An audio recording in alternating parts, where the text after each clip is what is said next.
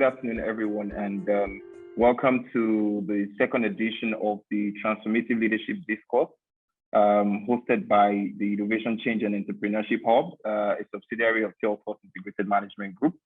ISOB, as the name connotes, Innovation Change and Entrepreneurship Hub is an initiative of TLD, and we pretty much work along the work stream of, supporting institutional resilience by embedding innovation, change, and entrepreneurship units across the public, private, and social sectors. The first edition of this we probably have quite a number of people who were part of that conversation, was looking at the role of innovation in strengthening the AFCPA and how Nigerian MSMEs can benefit from that conversation. It was quite an interesting and insightful conversation. We had representatives of ECOWAS who were very much at the top of the FCTA development in itself. We had the DG of NASIMA, His Excellency Ambassador Ayo Lukoni. We had representatives of the private sector who also joined that conversation. And this is the second follow-up to that, which is looking at mainstreaming private sector collaboration, to drive public sector reform. Without wasting so much of our time, I will be introducing our opening remark, which will be given by our Group Managing Director, Dr. Olusegun Olasode. My name is Okoyemi Orinowo. I'll be moderating the session for today. Welcome, sir. Thank you, Okoyemi. Good morning or good afternoon, indeed, everyone. Thank you for joining us for this webinar session. I was trying to bring up a presentation for us all, but I think I'll leave that to, let me just close the screen. I'll just leave that presentation for now. I may bring it up at the very end.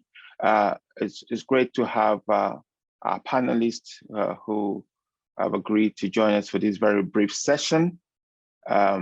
We tend to keep it brief because it comes right in the middle of the day, during the week, but it's important that we can stimulate these discussions on topical issues, as ISOB, as Okoyemi has indeed said. We expect initially to, we had expected initially to have His Excellency the Governor of Ekiti to give initial remark, but he is actually currently in transit and he's asked if we could carry on with the panelists, and then he will come in when he can. The head of service federation is actually also in transit, and she's asked us to do the same, and she will come in either via video or audio during the program. The issue of collaboration is something that many of us know well about. It's good to see that we've got 65 people online as we speak. We had about 230 people register, even though this program was scheduled within a very short time. So we appreciate you distinguished ladies and gentlemen who have been able to join us. Some of you are indeed chief executives and chairmen of private sector organizations. We've seen the names, and indeed some of you are distinguished permanent secretaries and leaders in the public sector. Most distinguished, we have with us also Mrs. Ige.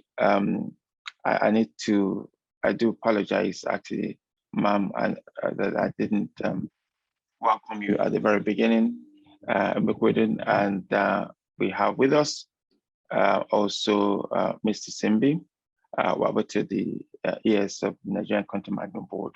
Again, once again, I do apologize for breaching protocol and not welcoming you, especially to share your thoughts. These are people who have not only been leaders of issues around collaborations, public-private sector, but also inspired many programs in this environment. It's important that we understand that the topic is about mainstreaming collaboration. So there is a suggestion here that collaboration works already. And we know that there may be pockets of it, they may be isolated in many areas, but it does work. And the discussion today, I know quite a few of you have sent in questions already about the key issues. How does it work? How do you actually deal with issues of risk transfers, and credibility and openness. But regardless of this challenge, it just works in pocket of areas. It works in Nigeria. It works in other parts of the world. And what we're looking at is how to learn from the experiences of what has worked. The Accountant General at some point will join us, who will share his thought about how it's been delivered in the space, in the environment, and some of the programs that his office has been able to do. So how do we leverage on these lessons and strengths and overcome the weaknesses to mainstream it in the way that it's not a hurdle anymore? It's just a way of working. It's a way of improving services and getting value for money. It's a way of engaging and sharing information. And it's not just around infrastructure that we're talking about. It's about the whole space of collaboration, not just partnership and JVs that people really talk about, but how do we work better for whole system improvement? So I'm not meant to give any keynote, but just welcome our distinguished panelists and welcome those of you who are listening this morning. So very much welcome, and I think that's the other service trying to come in. But I'll hand over to our panelists or to Okwe to introduce the first speaker, and we'll bring in the head of service at some point. Thank you very much. I hope you have a productive session with us. And indeed, it's only for 90 minutes, but feel free to send in your comments at your contributions via text, and we'll bring them up and we'll debate. If you're one of we have about 70 people with us now. If you would like to come up and become a panelist and share your thoughts, you'll be very much welcome after we've had the remarks from our special guest. Thank you very much, and have a fruitful discussion with us. Okwayemi. Thank you very much, sir, for that brief remarks. And like you mentioned, if you just joined us, welcome to the second edition of the TLD webinar, Mainstreaming Public-Private Sector Collaboration for Public Sector Reform. And we have an interesting lineup of people who have been at the forefront of driving that conversation, or even actually getting their hands involved. The space is, it's an emerging area, and COVID also presented an opportunity for us to see the possibility or the potential of what can happen, or what can happen when the public and private sector come together to, drive development. So without wasting much of our time, I'm sure most people have seen the agenda, because we try to circulate it, at least today, for everyone to at least get a look at the agenda. I would want to immediately invite some of our panelists who share goodwill message, both from the public and private sector. And it is my pleasure to invite Mrs. Ofowe Ike Imokwede to give a goodwill message on behalf of the private sector and the social sector advocacy. Welcome, ma'am. Thank you very much. It's my pleasure to join you all here today at this webinar to discuss some of the work that we have been doing at the Agimokwede Foundation. Apologies, my name is Ofowe Agimokwede, and I'm the Vice Chair of the Agimokwede Foundation. So we are a public sector focused philanthropic organization, and we were founded to improve the lives of Africans by supporting transformed public service delivery and access to quality primary healthcare. So what we do at the foundation is we support the reform initiatives of public sector entities by providing financing, consulting support, and capacity building programs and resources for the public sector workforce. And we do our work primarily through our subsidiary entities, the Africa Initiative for Governance and the Agimokwede Institute. We strongly believe that the private sector needs to bring its capacity and resources to bear to support the public sector, because without a well-functioning and effective public sector, there is a limit to the extent within which a private sector can grow. So what we do at the foundation, as Mr. Okwayemi said, is we basically get in there and we get our hands dirty. We engage with public sector entities who are interested in reform. And we provide our private sector know-how, our financing, and our resources to help move them forward. As an example of what we do, we signed a memorandum of understanding with the Office of the Head of the Civil Service in 2017 and have been working closely with them on a number of their initiatives.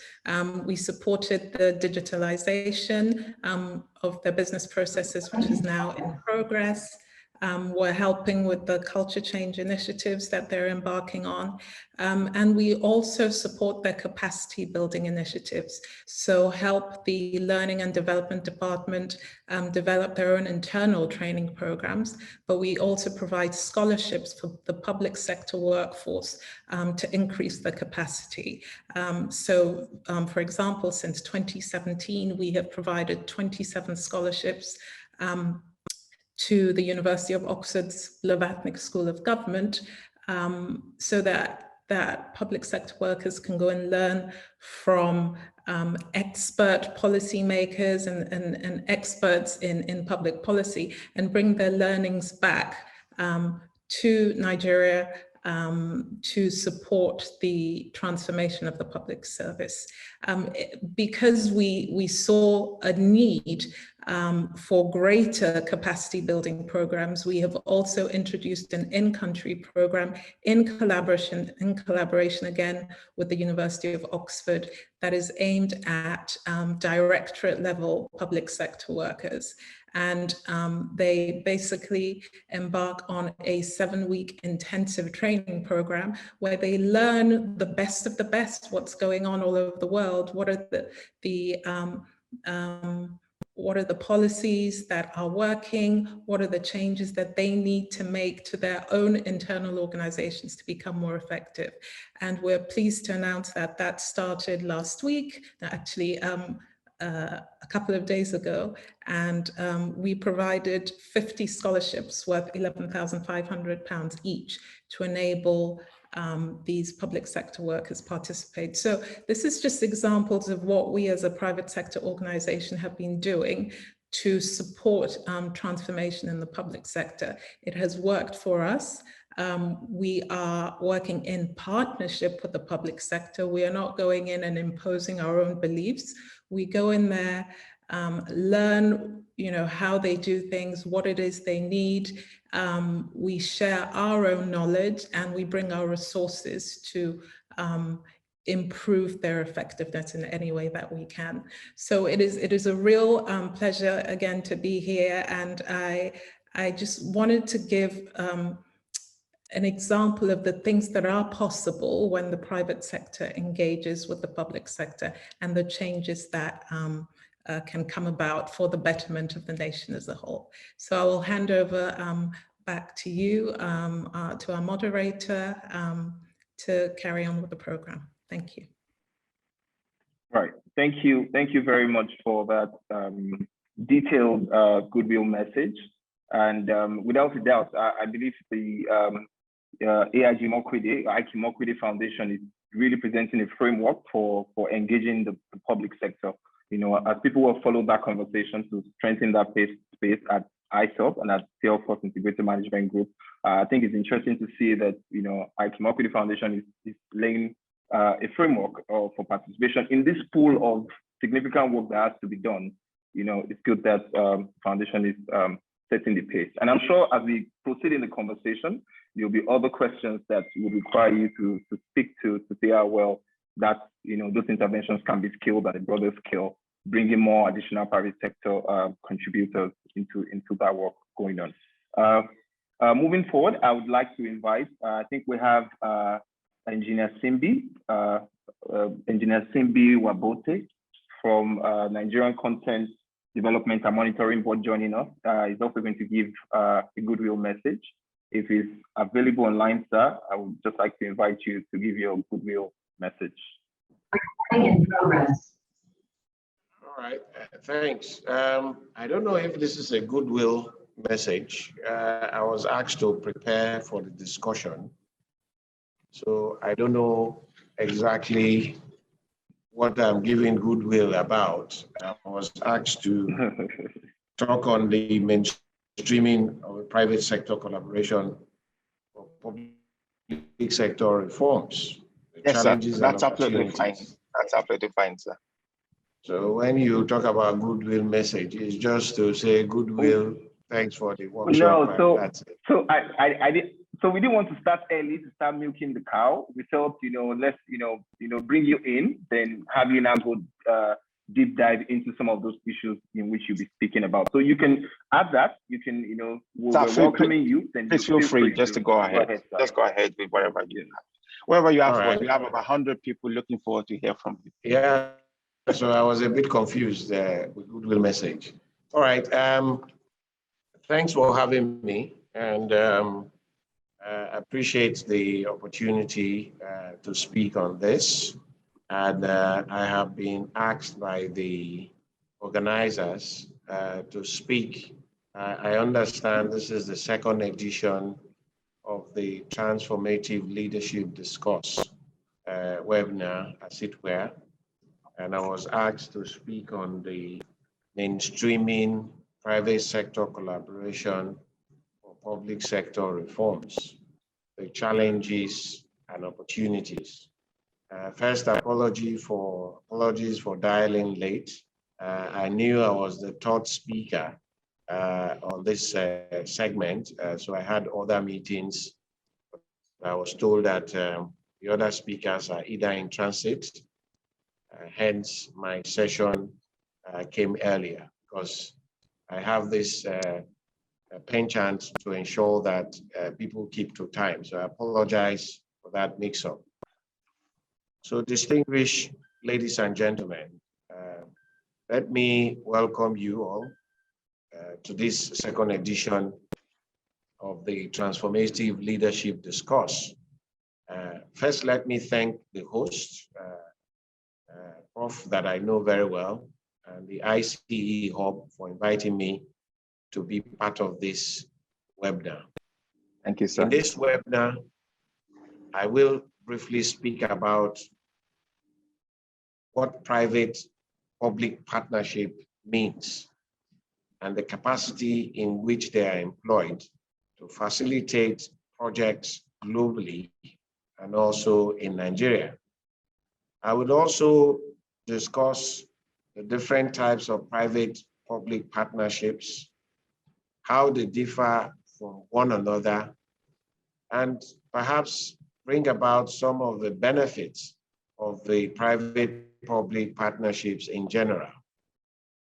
I will also briefly mention some challenges that I see facing the PPP in Nigeria, and perhaps the opportunities that also brings, because I am one of those who believe that the saying that behind every dark cloud, there is a silver lining.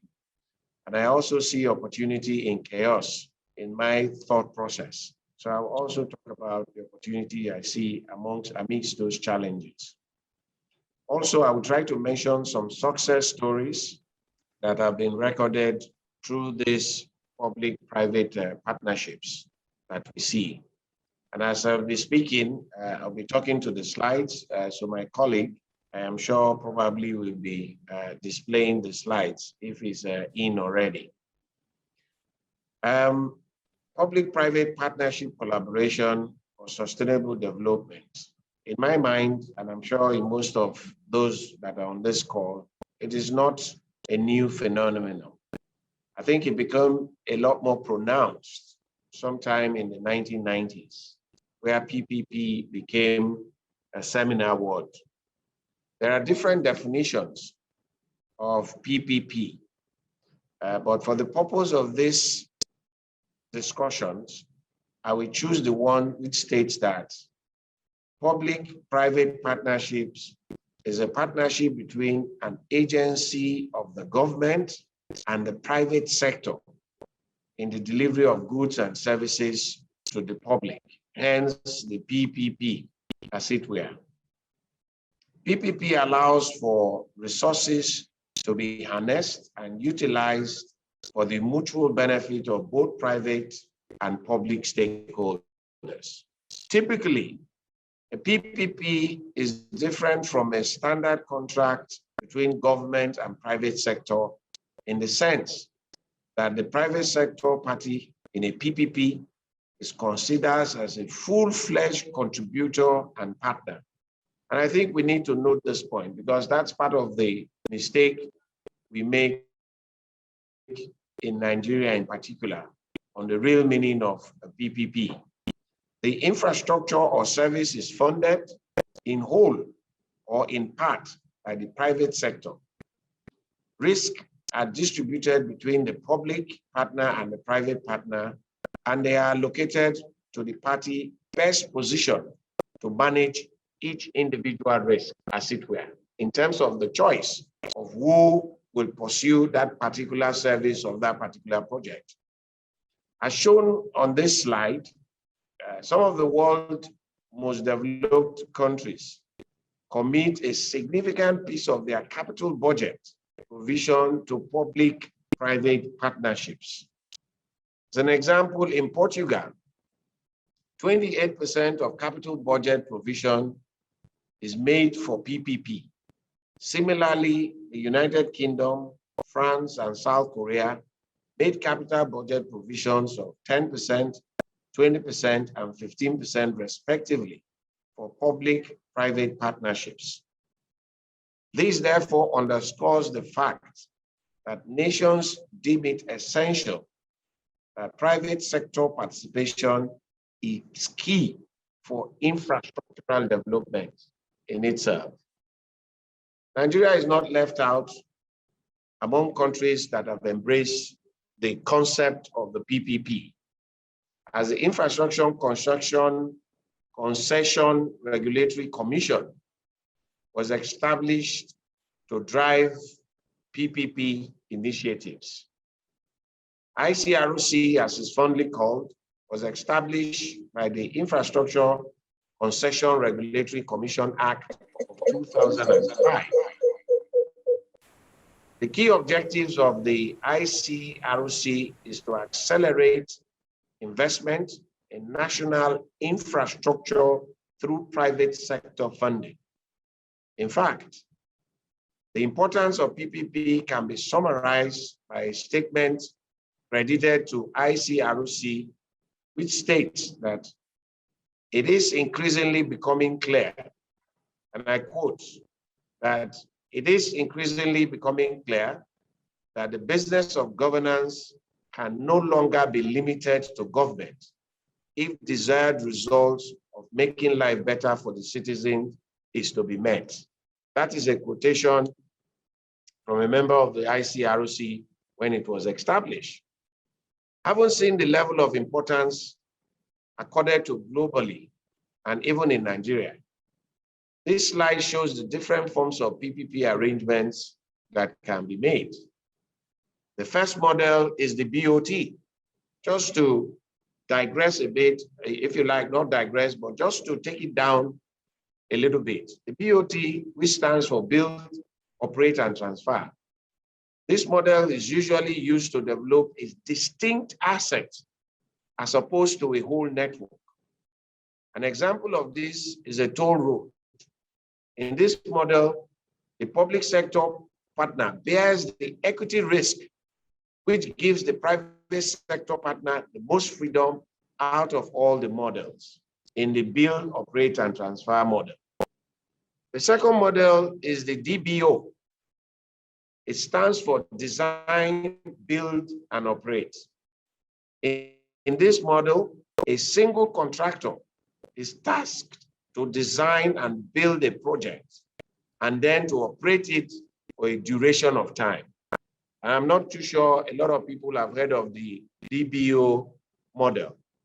In the third model, which is the DBFO, a private partner is appointed to design, build, finance, and operate a capital project, and then lease it back to the government for a period of time.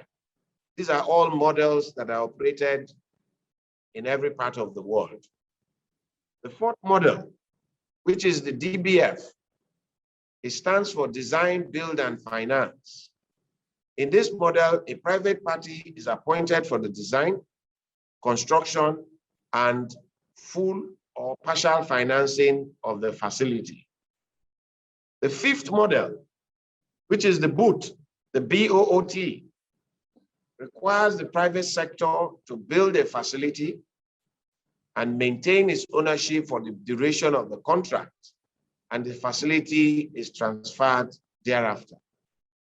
The sixth model is the BOO, which is the BOO, which stands for Build, Own, and Operate. Shares similarity with the fifth model of BOOT. The difference is that the facility is not transferred to the public sector partner. It is usually used for water treatment and power plant contracts. The public-private partnership have been proven to be a very resourceful and effective model for achieving sustainable infrastructure development all over the world. Some of the benefits of the PPP includes the following. It reduces time consumed in actualizing a project. It improves project monitoring. It accelerates infrastructure development. It enhances technology transfer. It also enhances technical skills transfer. It reduces pressure on government resources. It creates employment. It provides relief to public sector budget constraints. It promotes innovation. It enhances the flow of foreign direct investment. And it also helps to shift focus to service delivery. In the oil and gas sector, what you can also term as the PPP is the PSC contract, which is the production sharing contract that we normally use in the oil and gas sector.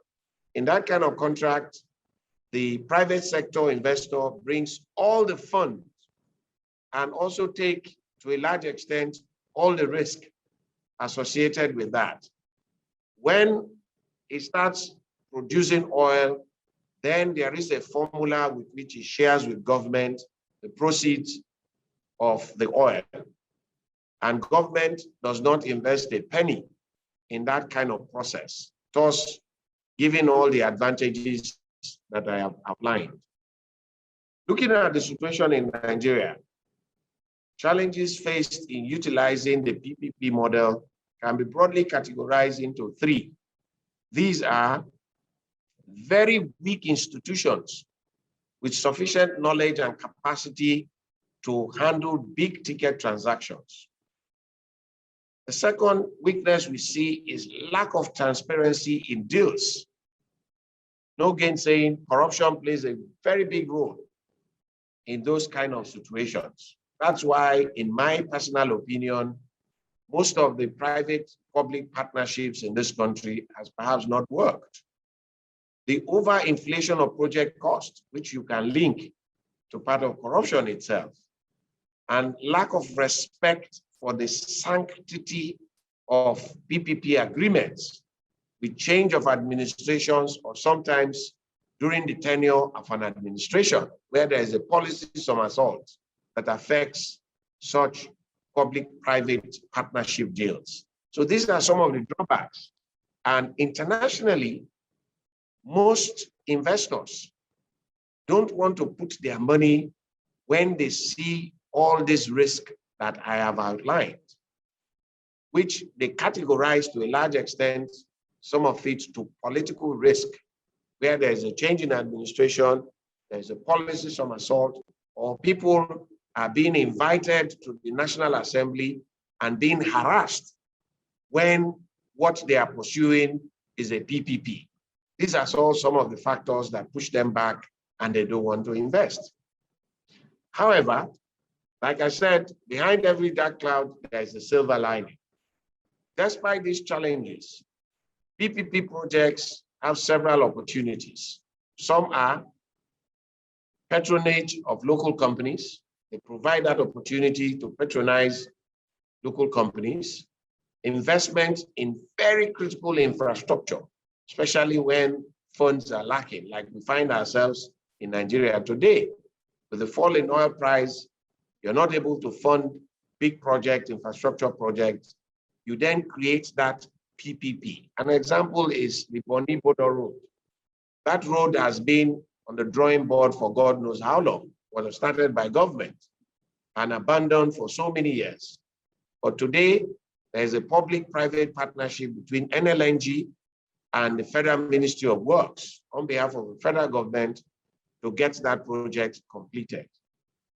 One of the advantages, again, is the development of human capacity. Go today to that Boni-Bodo Road and see the number of Nigerians that are working in a very difficult terrain. The last time I saw such a bridge being constructed in Nigeria was when we built the Third Mainland Bridge from its length in that swampy terrain. That's the same kind of challenge you face with the Boni-Bodo Road. So human capacity is being developed. Development of also local capabilities to be able to support the main contractor, Julius Berger, in that process, and the creation of wealth and empowerment of nationals. Nigeria has recorded a few successes, though, despite all the challenges that I've highlighted above on PPP projects. Some of the successful PPP projects include the Murtala Muhammed Airport Terminal 2, Lagos, which was under PPP, but today, based on some of the things I've mentioned up there, it has gone into some bit of murky waters. The West African Container Terminal on air, but the successful one on PPP is also the new terminal that are being built in Lagos, in Abuja, in Port Harcourt. The Lekki-Epe Expressway was done through PPP. For those of you who live in Lagos, you knew how it was horrendous to travel from one point to the other. But when they came and started that Lekki-Epe Expressway, it opened up that whole axis of Lagos. The Lagos State Solid Waste Management Program was also under the PPP. The Ikoyi-Lekki Link Bridge was also under PPP, and the Azura Power Plant in Edo State. And just to mention but a few, I've talked about the Boni-Bodo Road also. We in NCDMB, just trying to bring it back home, our vision is to serve as a catalyst for the industrialization of the Nigerian oil and gas industry and its linkage sectors. We have fully embraced PPP model as our mainstream tool of driving development and growth in line with our key mandate of developing local capacities and capabilities along the oil and gas value chain. Our interventions, just a few examples of where we have rolled out the PPP model and we are achieving huge successes. Our intervention is gas-related projects are spread all over the country, including the following: the partnership with Walter Smith on building a 5,000 barrels modular refinery in Ibigwe in Imo State. That was built on record time. NCDMB owns about 30% interest in that PPP. The partnership with Rongas Limited for the local manufacturing of 1.2 billion composite LPG cylinders per year in Bayelsa and in Lagos State, with the first phase scheduled for commissioning by the end of this year. Our partnership with Nedo Gas for the construction of 300 million standard cubic feet of gas gathering hall for gas supply into the OB3 pipeline. This was through NCDMB PPP initiative. The partnership with Butane Energy to deepen LPG utilization in the north with the rollout of LPG bottling plants and depots in 10 northern states of Kano, Kaduna, Katsina, Bauchi, Nasarawa, Zamfara, Niger, Plateau, Gombe, Jigawa, and of course, FCT Abuja. We also are in partnership with the Brass Fertilizer for the establishment of 10,000 tons per day methanol plant, which we took some substantial equity position. We also partner with Chimons to develop a 5,000 metric tons LPG loading and receiving terminal in Cocoa in Delta State. In all that I've said, all these partnerships are aimed at supporting the realization of the federal government's Decade of Gas program. In respect of the establishment of modular refineries, just like I said, sequel to the federal government pronouncement on initiatives, we adopted similar model in our partnerships. I've talked about the 5,000 barrels per day modular refinery with Walter Smith, the DuPont Energy Park, the first energy park in this country, in Edo State, which includes a 2,500 barrels per day modular refinery scheduled for commissioning in Q4 of this year, the 12,000 barrels per day Ezekiel modular refinery in Bayelsa State, and the 2,000 barrels per day Atlantic refinery in Brass. All these are done through public-private partnerships because we are part of government.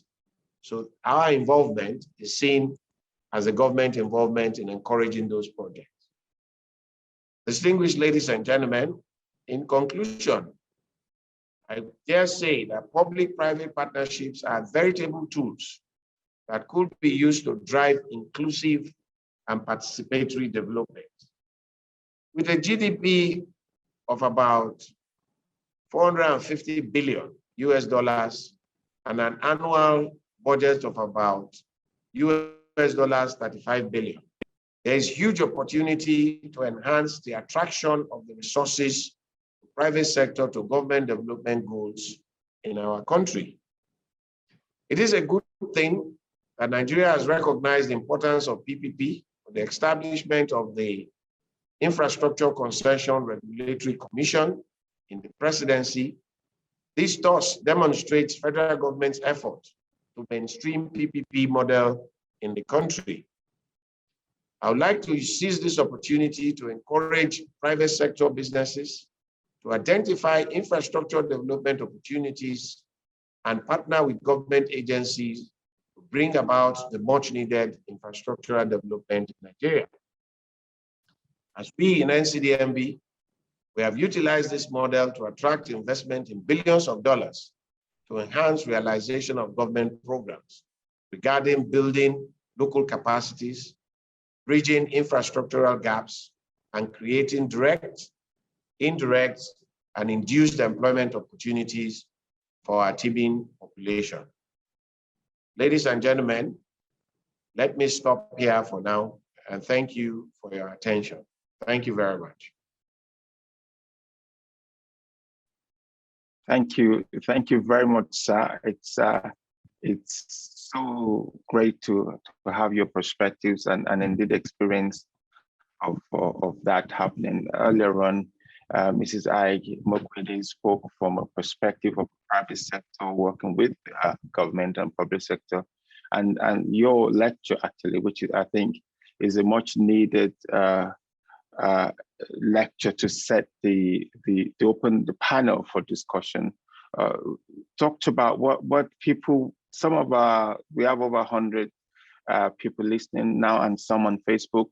Some of them will probably be surprised to hear the extent to which PPP has been mainstreamed, using your words, because it's the way of working in that environment. The oil and gas industry, you just can't do without that huge participation, collaboration, and in some cases joint venture with the sector. And you did share at the beginning, sir, that, and I think Mr. Mekwede also said the same, that it's recognized that there are issues and challenges. And I think part of what we will want to hear, the one or two questions coming up already, is how to overcome these challenges and how you've overcome it and how other sectors and other environments can overcome this, learning from international experience and Nigerian experience to make this work and to make it, like you said, the way of working in such a way to get better value. So I do really appreciate that you've given some time and given us quite a lot of information chew. Before I ask the moderator to open up the panel, I know that there are one or two comments, and I want to just ask, if you would, I've just got a message from the Accountant General of the Federation, who is currently in a meeting, a CBN board meeting that is running a little bit late, and his contribution may come a little bit later, but there's going to be more examples, as we've heard with the Content Development Management Board, of how that can be rolled out and mainstream, and some of the work that they have done. So once again, thank you so much, sir. I know your time is very well priced, and I hope that you can still stay with us a little bit longer, just because I believe some people will have some questions for you on some of the examples you gave earlier on. But before then, I would ask my colleague Opeyemi just to introduce someone who will now speak from a different perspective. So not from being a partner on the public sector side or private sector side, but from an independent perspective on how they worked with the different players in this sector. So Opeyemi, over to you. All right. Thank you, sir. And thank you, Engineer Simbi, for that powerful presentation. Already, I hope you're still going to join us for some time, because we already have questions lining up in the Q&A box.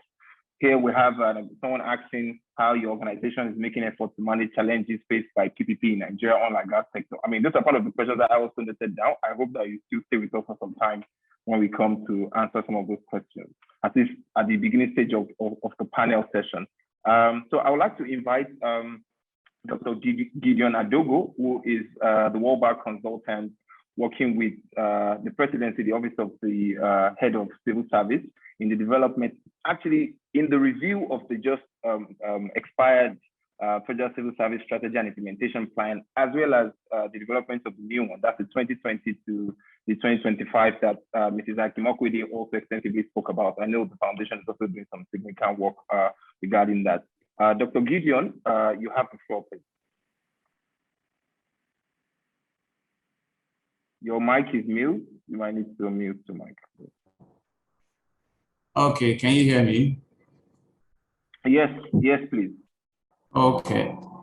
Thank you for the opportunity.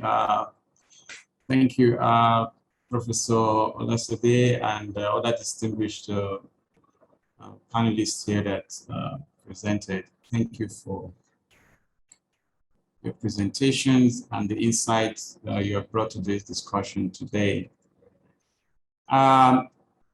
For me, I'm going to give some background a little to how this innovation should be looked at in terms of collaboration as we're trying to mainstream that collaboration with the public sector and with the public sector, and how we have looked at things recently to give some perspective to that. Thank you to Mrs. Akimokwede for what you shared, the partnership that the Office of Head of Service had with the foundation to move things forward. Very quickly, I will just nudge and bring us to just raise a few things while we are looking at this partnership, the things that we should focus on. I'll just share a few slides to guide us. It's not a complete presentation, but just a few slides that will guide our conversation. Let me share my screen, please. Okay.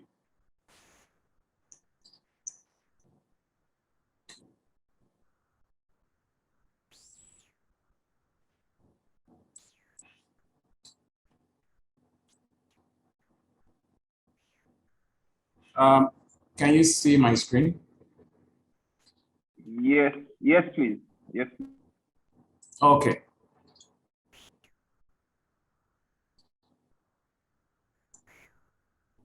All right. So I'll just quickly talk about a few things. First of all, I think we're having a slight technical challenge here. Okay. I think it's moving now. All right. So I want to remind us quickly a few things as we try to do these partnerships, what is important and getting the private sector to come in. One of the things you need to look at is what is that public service that we are looking for? We know there are things around infrastructure. We want water supply, we want telecommunications, we want better transportation system. These are the public goods and services that government provides.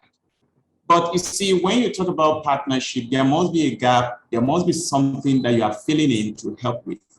And we expect some things from government services. And what are those things that should be a kind of service that should come from a public service? It should be available, that is the skill that people need. It should be dependable. It should be usable. That is in the way that people want it, that meets the citizens' needs. It should be useful to them as well, whatever service that is being provided. It has to be credible, authentic, responsive. It should be sustainable and expandable to meet, whatever kind of other different kinds of services that are required. The question we ask ourselves, the public service, the public goods and services delivered today, do they meet these attributes that should be? That's because this is what the public service is supposed to be. In road transportation, whatever you are doing should meet these attributes of service. But the system is faced with a lot of problems. I am bringing this to forth for us to understand that in building these partnerships within the private and the public sector, there must be a problem you are trying to solve. That problem should be identified. So you've seen a lot of gaps in terms of whether it's credible, authentic, sustainable. Those are issues that are bound within the public service system. But the service itself is faced with things. It's all over the world. It's not only a Nigerian issue. There are budgetary issues. There's the global economy issues. There is the population issues around globalization too affect us in one way or the other. And revenue, in terms of fiscal pressures that governments face, these are real problems that public services have to face. But what problem is the private sector solving? Or is it just having a contract or government? What kind of partnership do you have? Like the DJ rightly said, ICRC has provided that framework. But what problems have we been solving? Some of the oil and gas problems have been raised. I like throwing this up. The private sector, in throwing the challenge, see our transportation system. This is, I think everybody should recognize it somewhere in Lagos. Almost everything here. There's not, very few of these products come from this country. And that is the private sector responsibility to do some things that will help to move the system forward. The public service is there to provide some of the infrastructure. The private sector is to provide something. And I want to push this that before the private sector to move to... Sorry, sir. Your screen is not. I don't know. Maybe you intended to be sharing the slide. Oh, sorry. It's not moving. Yeah. Oh, you should have told me. Sorry about that. I'm so sorry. Wow. That's not good. Okay, sorry. Let me reshare my screen, please.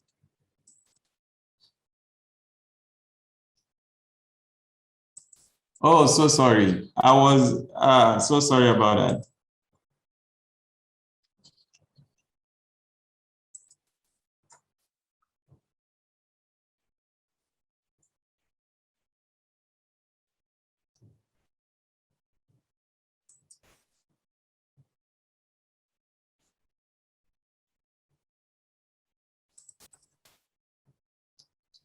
Can you see the screen now? Yeah, can you press this slide show? Yeah, I'll present now. Yes. Yeah.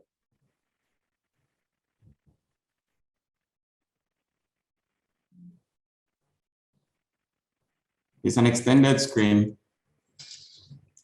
I hope you can see it now. Can you see it now? I thought you wanted to click on slideshow. Yes, we can see it. Yes. You can see it now. Thank you. So where did you lose me? It's still not showing slideshow. I think you're using 2 monitors. So you need to duplicate your monitor. Okay, let me just deactivate this. No problem. Yeah. Let me use 1 monitor. Yeah, because what you're looking at on your second monitor is not showing here. Yeah, unfortunately. Sorry about that. So let me just duplicate it.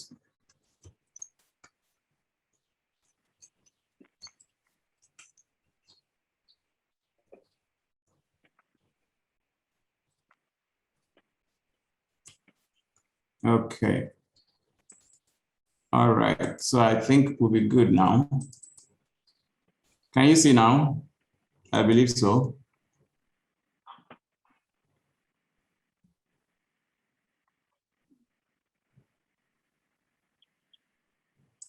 Right, I can see the screen, but you might want to expand. Maybe click slideshow so it's expanded. Yes. Yes. So can you see it now? Yeah, I think people can. I'm getting comments that they can now. That's fine. Okay. Sorry about that. Sorry about that. So my apologies. Okay. And it's also moving. You can just continue from where you stopped. You So don't need to go back. So yes. Okay. So these were the things that I talked about. These were the issues around the attributes of the effective service that I mentioned, and the public service, what challenges we are facing now, and the problems that we want to solve. And I was throwing this to the private sector to say, hey, what problems are we solving? These are major issues, and there is more. Look at one of the challenges we are facing. This came up recently that in this country, jollof rice, yam porridge is being imported from India in containers, which was intercepted by the customs. Even our food, something is going on. For the intervention of the private sector, government is to provide goods and services, private sector is to step in some things. Soup, our soup is also being produced outside and imported, and you have to be careful what to take it. This is real and it's happening in Nigeria. And if we need to innovate, how people are solving problems today around the world by using technology a lot. These are the things that happen around the world in every minute on the internet right now. 2021 data is available as well. Technology is being used, leveraging technology to improve public service delivery, leveraging technology to do much. And look at this report that came from TechPoint Africa. In the Q1 of 2021, a lot of investment came into this country from startups, new ideas in this country, but most of the funds, if you look at it, where is it coming from? Because if you want the private sector to partner with government, something is also happening in the private sector that the private sector need to step up and face. The funding largely went into financial services, great. But out of all the deals, 18 deals, out of 18 deals, 14 were foreign deals. 14 for the money that was invested in new startups in Nigeria. But the innovation we are looking at, and I will keep emphasizing, it's not about ideas. It has to be commercial. It's about making money. So you must look at it from that perspective. And for us, looking at it in the public sector, from the reform we're looking at, it's how do we increase revenue for government? Because this innovation is deeply commercial. Whatever partnership is coming in to help in the public service, it has to be in these 4 dimensions to innovate, and that's where the partnership comes together. Increase revenue for government, or you protect the revenue despite all the challenges that is being faced, like we had what is going on in the oil sector, or you decrease costs, or you avoid costs at all. These are the dimensions that we want to look at and innovate around. And in looking at that structure, a lot of work has been done. It's like Imokudi mentioned, some of the work that's been going on, it's been going on in the reforms in the head of service and for the entire public service. And a structure has been put in place, just as a teaser for this to start off. I won't go too much into the details, but this is what was done to provide that drive service-wide innovation. that will increase revenue for government, that will decrease cost of running government, or you're able to maintain whatever revenue in the face of challenges that you are facing. So, and in working with the private sector, you need that support for cheaper and more accessible services. And we want to leverage on private sector support. And this is the structure that is currently in all agencies of government now, to allow that partnership beyond what is being done in terms of ICRC work, is to create that innovation framework within all MDAs, and for them to have a division that works with the Office of Head of Service to drive this. One major important thing is that structure, having a public-private sector professionals, coming together to provide that insight in what should be done. How do you make it work to enable government deliver better? So by submitting the ideas and running challenges that we crack at problem. And I would say that some work has been done. There was an innovation challenge that was done by public service to be able to attempt some problems. So I'm going to pause at this point to give you an idea that this is what the public service is supposed to do. These are challenges the public service is facing. There are opportunities to work with the public sector. The private sector should be able to step in, and there's a structure in place right now to make that work. And we can move the needle in this respect to help government cut costs, increase revenue, and deliver public services. Thank you. Thank you. Thank you very much. I think you may need to stop sharing your screen. Okay, fantastic. Thank you, Dr. Agodo, for that. So one of the things you said, and I know that in addition to having distinguished ears of the Nigerian Economic Development Monitoring Board with us, we also have the senior technical assistant on board. So one of the things you said, which actually is quite interesting discussion, is when contracts are indeed put out in your example of after 1614. I think building the capacity of our private sector to participate effectively. I know that's some of the work that the NCDMB is doing, so they may wish to comment on that. Some of the comments that be fed back to me is the issue of trust and credibility, again, from the public sector perspective. So we know it does work. We know there are challenges. And I think what we can do is focus the rest of our 30 minutes interactions together this morning to identify those challenges and to see how we could explore ways to overcome them.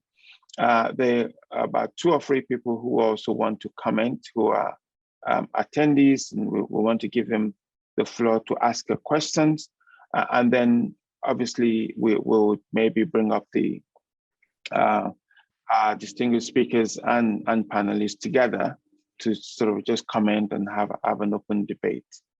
So I think that's probably what we'll do, given that the message I've just received from the Accountant General is that he may comment towards the end to give his final thoughts.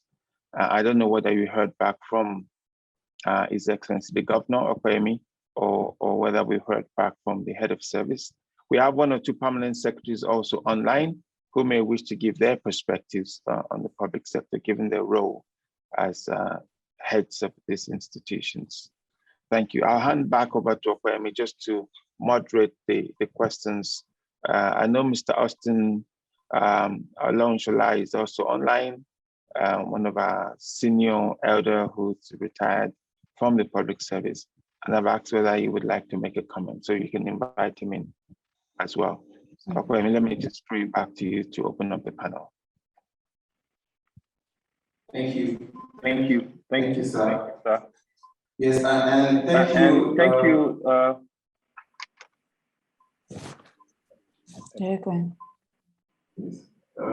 And thank you, Dr. Adogo, for that presentation. It was quite succinct. Without wasting much time, I would like to invite our panelists, which is also made up of the distinguished ladies and gentlemen who have spoken before now. And I think one thing is clear is that, you know, the spectrum for public-private partnership is huge. You know, I think Mrs. Aiki-Mokwede did talk from to strengthen the work public sector is doing, you know, for effective service delivery. And Engineer Simbi also did capture, in fact, quite, you know, give a lecture that provides the existing models and approaches to public-private partnership. You know, but ultimately it raises a lot of questions around how well Nigeria has fared in this partnership, you know, both in terms of for the delivery of infrastructure, as well as, you know, some of the work in terms of building institutional capacity for service delivery, which Mrs. Aiki-Mokwede and Dr. Gideon has also spoken about. So my first question would be for Mrs. Aiki-Mokwede, which is around some of the work they've done around framework for engagement. If there's something, just echoing what the GMD also said around trust, you know, I mean, what the private sector can do is significant. And the reality of it is that these two sectors need to come together if we're going to move this country forward. However, that relationship has been, you know, characterized with a whole lot of issues around, you know, I think Engineer Simbi earlier clearly stated right now that in his opinion, he believes that it doesn't work. PPP in Nigeria doesn't work. I think that's a very bold statement to make, and it'll be an interesting conversation to also take up. So the question for you, Ma, would be, how do we scale this beyond what, you know, the AIG Mokwede Foundation, Aiki-Mokwede Foundation is doing? How do we scale this partnership to bring more additional actors on board to drive this conversation?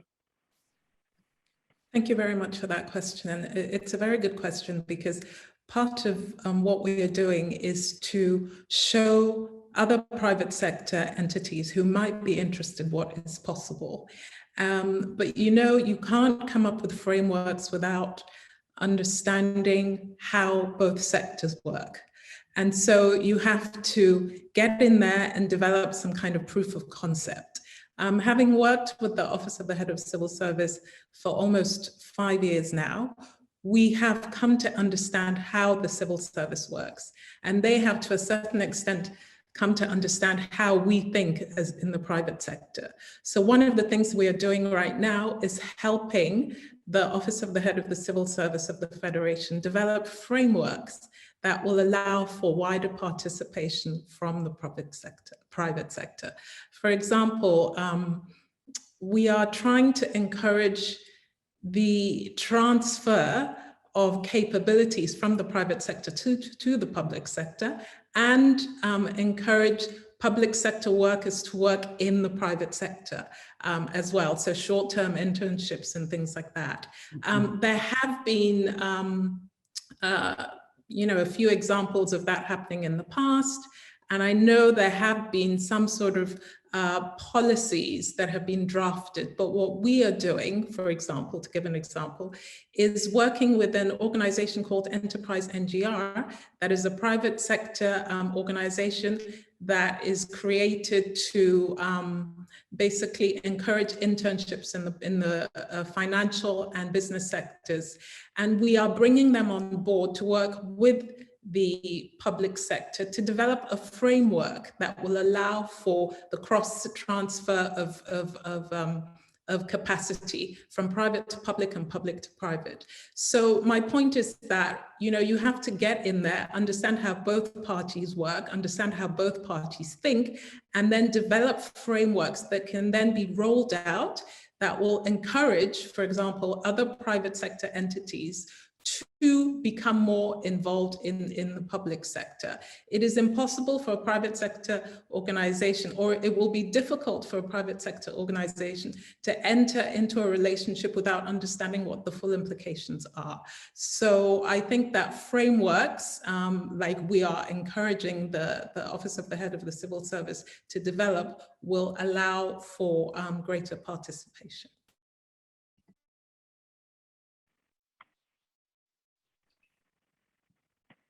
Okay, I'll come in now. Opemi, were you trying to say something? You're muted. Well, thanks very much for those comments. Right. Thank you, Ma, for that. I think it's important, actually, that obviously the frameworks, we're in an innovative space. Framework will guide, and then people within that framework can explore various ways and forms. But I think that capacity transfer is also important in both ways, actually, from the public sector to private sector and vice versa. I don't know whether Gideon wants to comment on that, but there's a question here which would be interesting from one of our colleagues we know well, who is a professor of international business based in Oxford. I think the question is for Engineer Simbi, if I can sort of read that out. Thank you for your insightful and copious presentation. You mentioned PPP more inclusive and participatory, and I want to ask, what is the percentage of women participation in PPP programs, and what support is provided for women entrepreneurs designed to participate in PPP? Thank you, sir. I don't know whether ES is still with us or the SA. No, very much with you. You are, sir. Okay. That question should have been directed to Dr. Gideon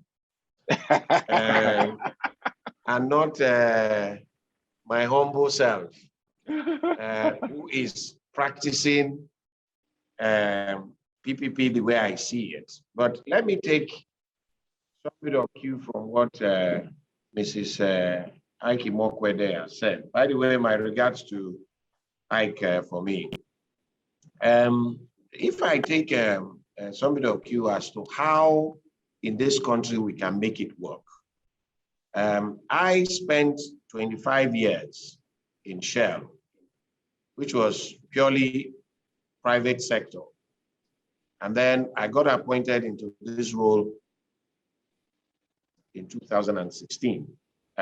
So the private sector working attitude, mannerism, everything is what I came to this organization with. And I am one of those who did not allow that training that I got for 25 years to just disappear, but to ensure that I bring all those to bear. And that is what you see in all these projects that we got involved in, because I believe sincerely in the private-public partnership to get anything done properly in this country, because we all know it is a common knowledge that leave it to government, it will never work.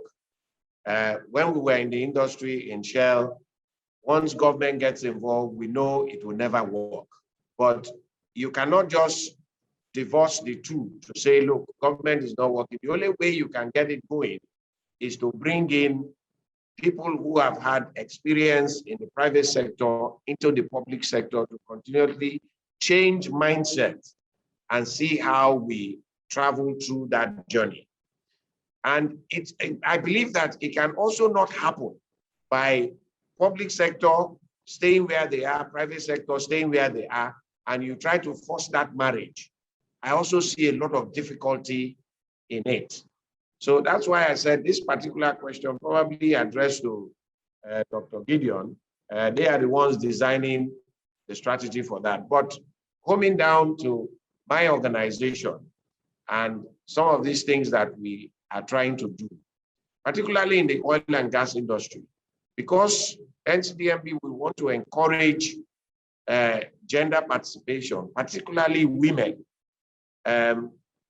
We have recently set aside funding for women-owned businesses in the oil and gas sector, which is being managed by the Exim Bank, in order to give, I think we did set aside almost about, if I get the figure right, $30 million with Exim Bank, which of course they are also going to bring another 30 to take it to about $60 billion to support women in oil and gas businesses by way of encouraging those private businesses to participate in, if you like, businesses that government have substantial share. So that in a way addresses that. So gender is what we take very seriously in NCDMB in our own little way. Don't forget, it's just a small organization, not as big as what Gideon is doing. It's just an MDA within the Ministry of Petroleum Resources. So we have that at the back of our mind to encourage gender participation, particularly women in the oil and gas sector, through that same scheme. Because right now they partner with us, we make the funds available to them, single-digit interest rates, given at 6% with the Nexim Bank, fixed for 5 years, 1 year moratorium. I think it is enough encouragement for women to participate in the oil and gas sector. So that's the answer I can give to that for now. Thank you for that feedback, sir. Dr. Gideon, Engineer Sylvia decided to pass that back to you. Please, we would like to hear your thoughts. Thank you. Yes, I think I'm happy to jump in and speak. You can hear me, right?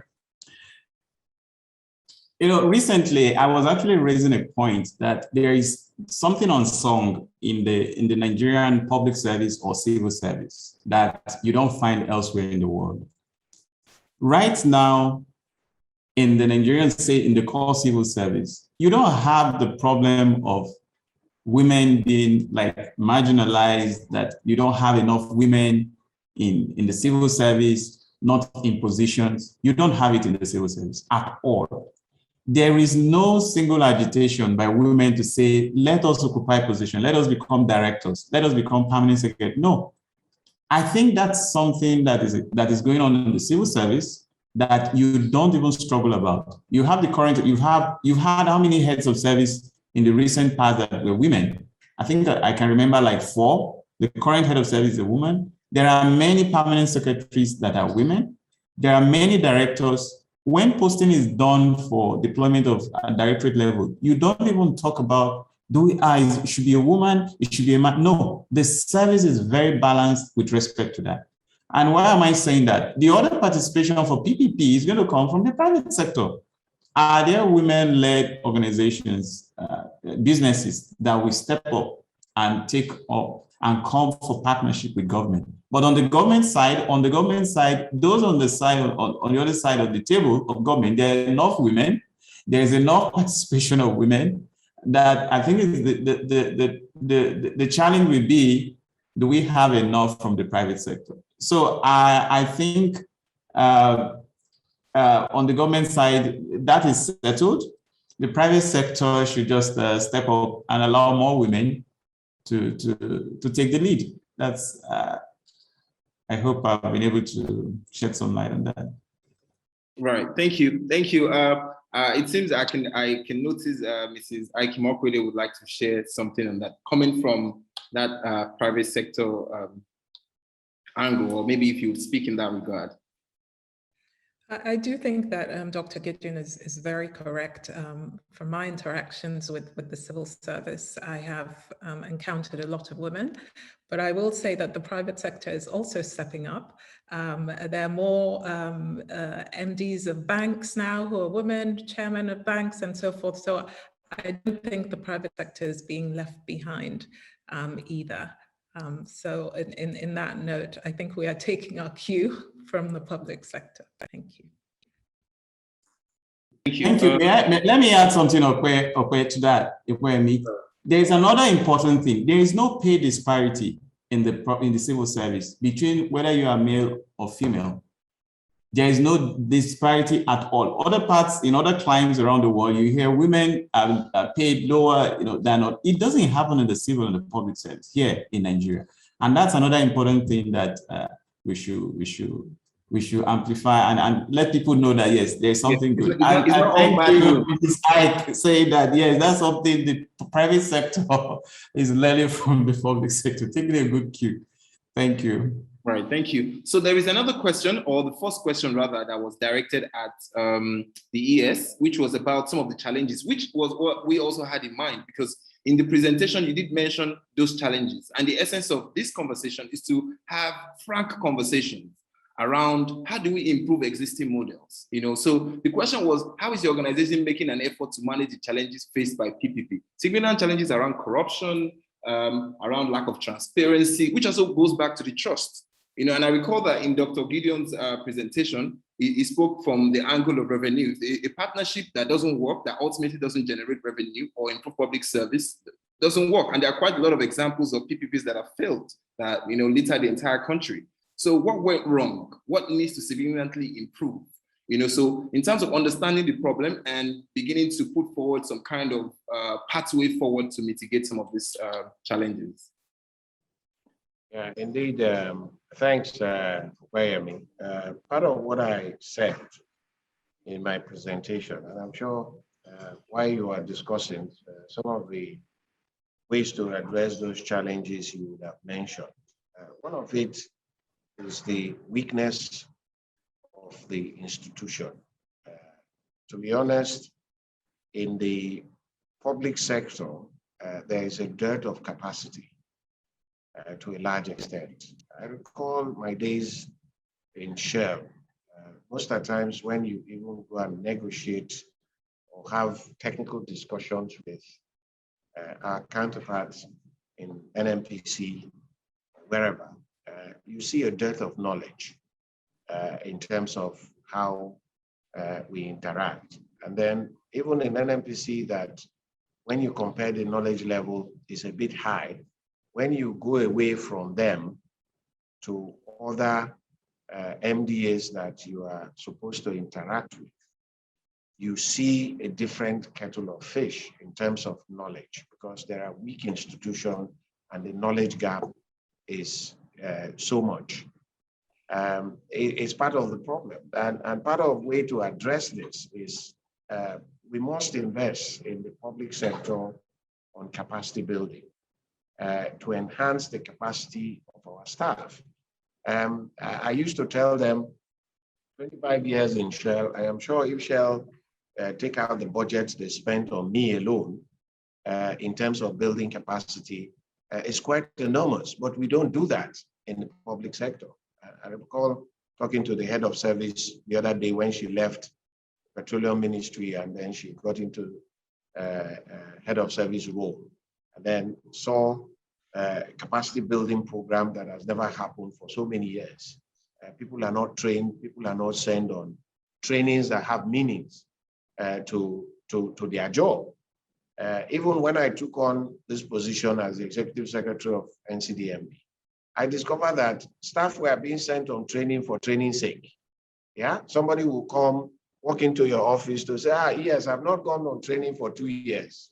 For him, he sees whatever training that comes as an entitlement, not necessarily to build its capacity. So what we did institute in NCDMB, we had to do, at some point I was driving on psychometric analysis to understand the competencies of people. So we had to do a competence gap analysis to say, what competence does this guy have in the present job that he's doing? And in the next 3 years, where will he be? Where is the gap? So we then decided to tailor those trainings to enhance competencies. So you don't see them in public sector. Not every, I can speak of NCDMB because these were the things I brought with me from Shell, where you do a CBD, confidence-based development, and you do that analysis by virtue of your discipline and where you want to be. I used to tell people, the day I walked into Shell, after 1 year, I was told where I will get to in Shell, based on what we call estimated potential. We call it CEP, currently estimated potential. I was told where I will be in the next, but it is not cast in stone. If you do not enhance your performance to get there, you will never get there. Even if they wrongly estimated your potential, it is up to you to prove them wrong through your delivery, through your performance and the rest of it all. It is reviewed every 2 years, and then you know where you will get to. You don't have it in the public service. I was surprised coming into the public service. I was told by my staff that it is mandatory that every 3 years they get promoted, whether there is performance or no performance. They say it's a public service rule that every 3 years you get promoted. I say, well, who does that? That means at some point at a particular year, you will have like 300 people qualified to be directors. How do you manage that? So there is that institutional weakness and lack of capacity that needs to be built. And that's the way my organization is addressing that. When you then talk of corruption, it is endemic. Let us face the fact in the system where projects that are supposed to cost X billions of dollars Because of all the layers and layers of the associated with it, it becomes 3 times the cost. And government cannot even foresee the possibility of paying back such monies in the near future. So it is endemic, and we need to deal with it in order that these public-private partnerships will work. In our own case, it's an open book where we do due diligence to ensure that the parties we are getting into also have the required funding.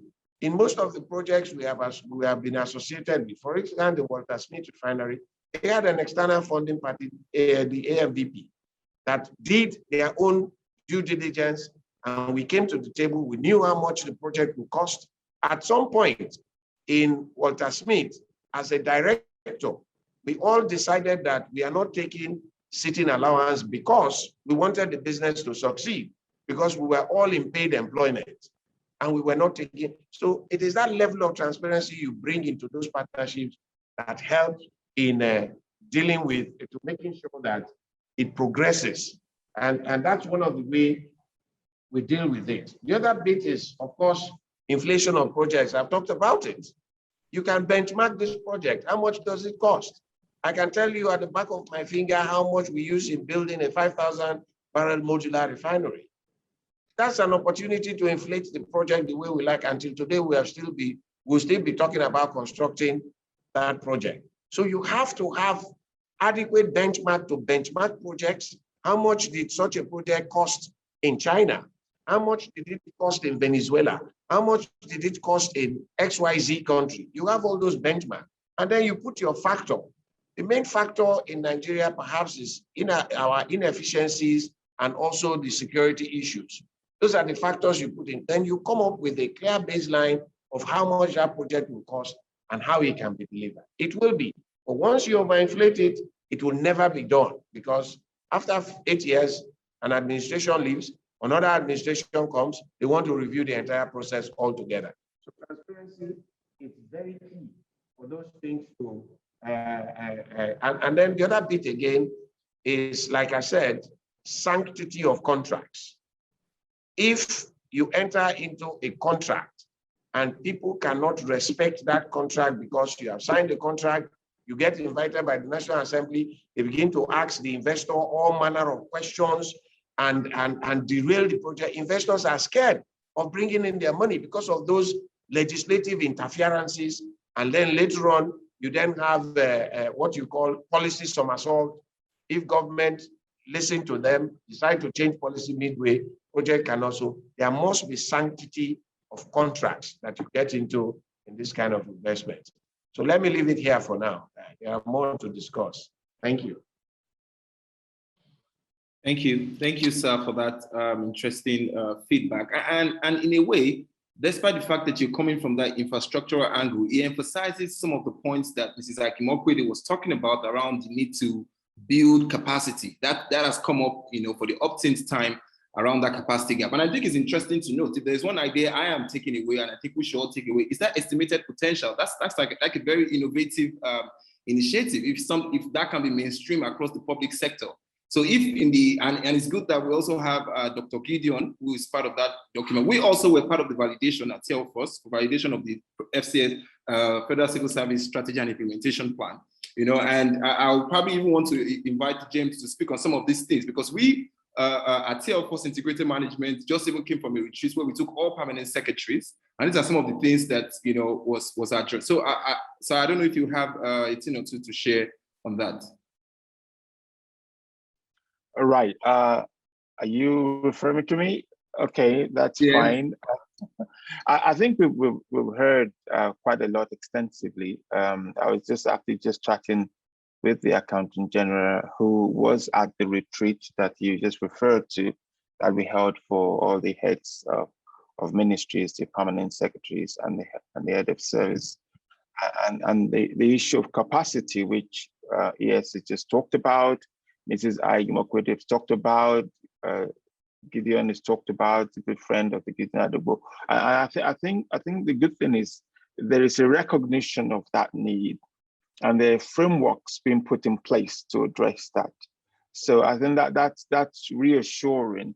I think what people, and some of the questions I'm reading online and people have sent text to me, are still concerned about is whether this recognition would be undermined by interest of people who do not want a level of openness to happen. And that goes back to what ES said about corruption being endemic. So what we need to do is develop more innovative approaches, as we did with the Permanent Secretary of Ministry, that make some of these things systemic and mainstream, that individual actions of selfishness and greed cannot undermine them.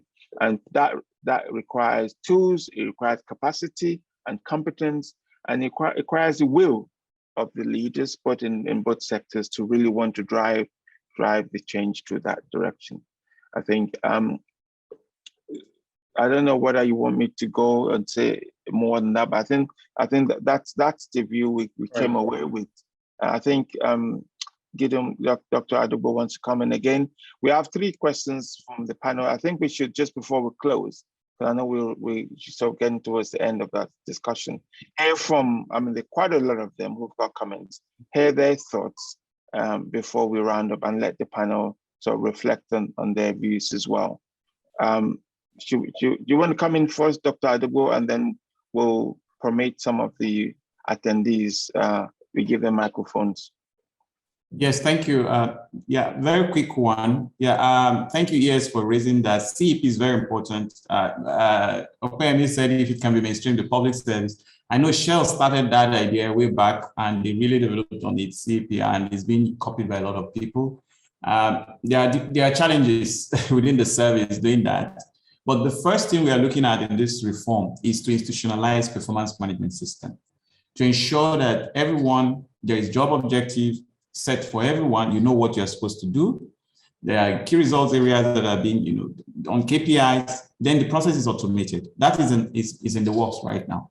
And I can say 5 ministries or 5 MDAs within the core civil service, that has been done for all the staff right now as a way of moving forward. And the most important thing around that is that you are looking at things around consequence management to ensure that we can deliver.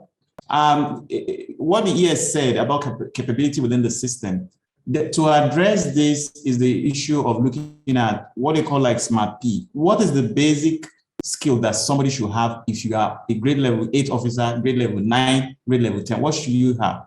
And one of the capability building programs is SMART P, which is a structured mandatory assessment-based training. So it's structured and it's mandatory. That's one of the things that is going to be rolled out. It was piloted. So when you are now interacting, having that challenge to say we are having a meeting, the person has no capacity.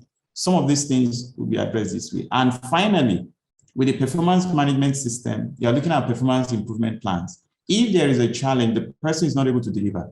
The PIP is also being put in there to ensure that you can build capacity to the people. And a lot of investment will go into this. And I think government, from what we have seen, is willing to. And I think the head of service leading that, that may happen with funding. Those that are high performance will be rewarded. That is going into the 2022 budget cycle. Vice President, Minister of Finance, all of them are all looking at that to make sure it happens. So I think there may be lights at the end of the tunnel. It may be tough, but I think something is being done. Thank you. Certainly, I think those are well-spoken words. There certainly is light. We need to continue as we've done. And to be honest, Nigeria is not the first environment that we've had to push this. We've had to push it. Even where I am in the UK, I was part of the civil service transformation many years back. I was part of trying to address issues of mismanagement, misappropriation, or corruption. It's happened in every environment. So, but I think there is light, there is participation, and it can be mainstream. One of the comments someone saying here is there will always be legislative interferences and reversals of policies and issues of corruption. There will be those things, there will be stumbling blocks, but we can overcome all things. When the Permanent Secretary said over the weekend in Uyo, we want to be transformative, it was around changing behavior, changing mindset, and changing attitude. We push that into the system more and more. we begin to see more changes. I mean, we've seen many examples, but what we need to do is have this multiplied, have this replicated, and have that ripple effect across the whole system. There are lots of questions and comments online. I don't know whether attendees can read them, and there's some on the platform. We'll probably just take one or two more, or give room to one of the members who want the microphone. Tokumbo and Suleiman, if you would like to talk, you can unmute your microphone now. Otherwise, we'll go back to the chat questions. I want us to obviously keep the time. That's what we do. I think the program is scheduled to finish just before 12, and we will keep the time. Right. Thank you, sir. So I can see that we have. So we'll take one question. Let's hear from Mr. Suleiman. I think it was the first person. He's had his hand up right from inception. Mr. Suleiman, please, your question or comment.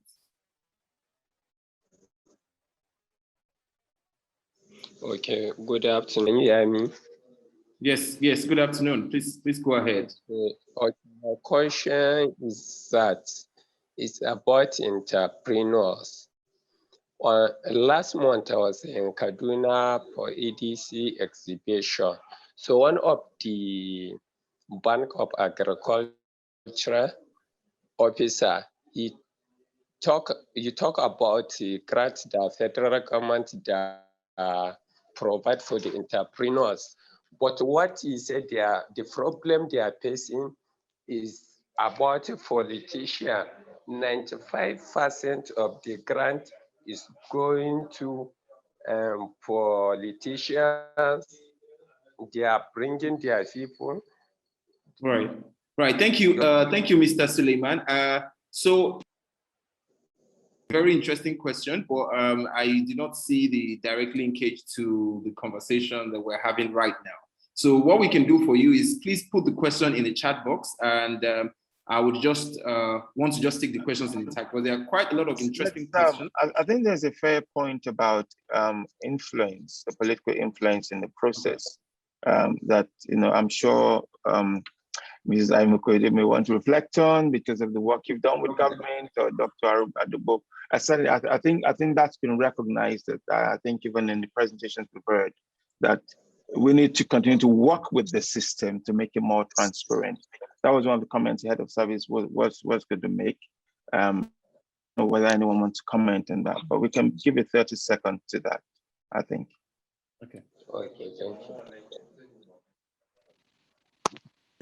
I can make a comment to that. I think there's a phrase, it's called working with the grain. So the first thing is to recognize what the issues are, what the challenges are, and then to try and develop policies and frameworks that will help to overcome these challenges.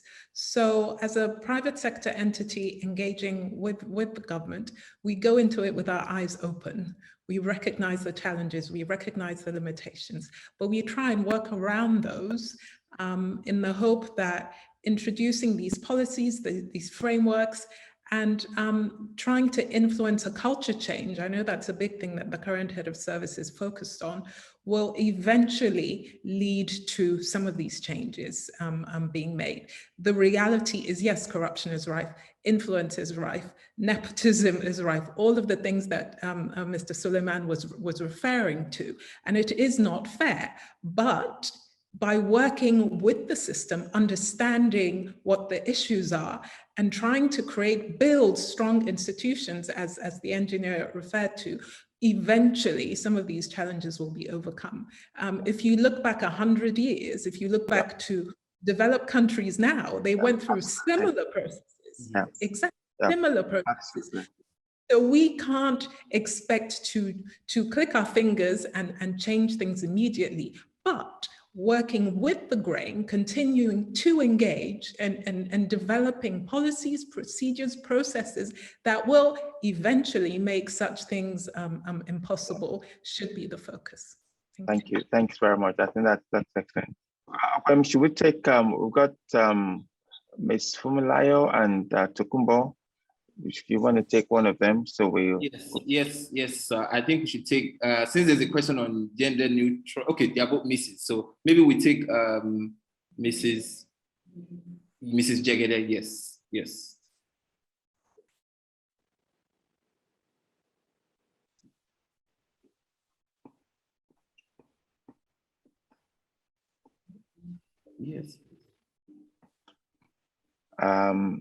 We can't hear you, although your mic's unmuted. Okay, okay, can we take the next one, please? Yes, so can we have Mrs. Fumilayo? If she's, can we unmute her mic, please? Good afternoon. Hello? Good afternoon, madam. Okay, good afternoon. Thank you for the excellent presentation. I'd like to agree with the last speaker that this is going to take some process and some time. But talking about the public sector, a lot is being done. But when you look at it, the head of service might not be there, Dr. Gideon might not be there tomorrow. How do we institutionalize all that is being done? You look at the foreign company, look at what Engineer Simbi said. From the first year, it was being programmed. So how do you begin to put all this in until we institutionalize some things? Either a person is there or not, we're not going to move forward. We know it's a process going to take time. But when it's institutionalized, in respect of what is there, they have to follow what is on the ground. Thank you very much. I think that will help the public sector. Thank you. Thank you. I don't know if anyone wants to comment on that before we take the next one. I think that's quite important, how to make this process live beyond us. Gideon. Thank you, Fumilayo, for that. And also, Suleiman, I think Suleiman raised an issue earlier. Political interference will not stop. And when elections happen, they make promises, they will have to deliver. And the way the system is structured, the civil service is to support the politician to deliver. So I agree with you that, yes, there are a few things you can do, but some measures have been taken. Once there is merit, you make sure you institutionalize it. You're very careful about legalizing things because it's the same politicians that can change the law. So you try to build things that can work within systems and it becomes a culture. It's more difficult to change culture than to just change the law. So that's one of the things. And I would say that for institutionalization, the performance management system right now is being put in the public service rule. So it's not a standalone policy. The omnibus HR policy of government, which is PSR, that is used by everybody, the PMS system is going there. So most of the things are now going into that public service rule that covers both the civil and the public service. Then there's another important thing I think probably the government is doing in the National Development Plan, which is being done from 2021 for a long time to ensure that everything is in that plan, infrastructure, all those things to make sure they are institutionalized. Then I think I'll finally mention this because of what Suleiman raised. See, I think the private sector also needs to step in these issues of entrepreneurship that politics is affecting in one way or the other. If we do innovation-driven entrepreneurship, it will attract investment on its own. And I think for Nigeria to be competitive, for allow our youths to compete anywhere in the world, we need to focus on innovation-driven entrepreneurship, not cake making, those kind of things. Look at Paystack.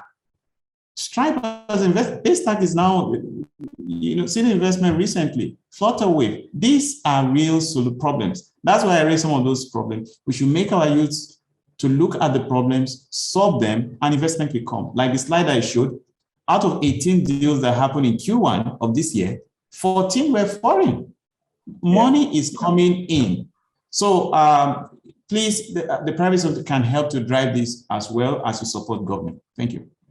Thank you. Just to add before we take any more comments, there's one of our colleagues here joining from the UK, sending a message to you, Ma. I'm sure you've seen it. Thank you so much for that ray of hope, Mrs. Haimokwere. So I think it's good when people begin to see, like Gideon said earlier, the potential, and we begin to see a different trajectory for the work we do. That's fantastic.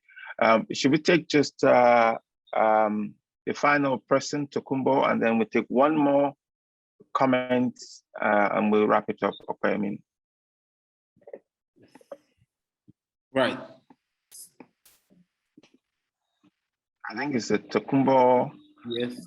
Yeah, you can just give him a microphone to share his thoughts or her thoughts.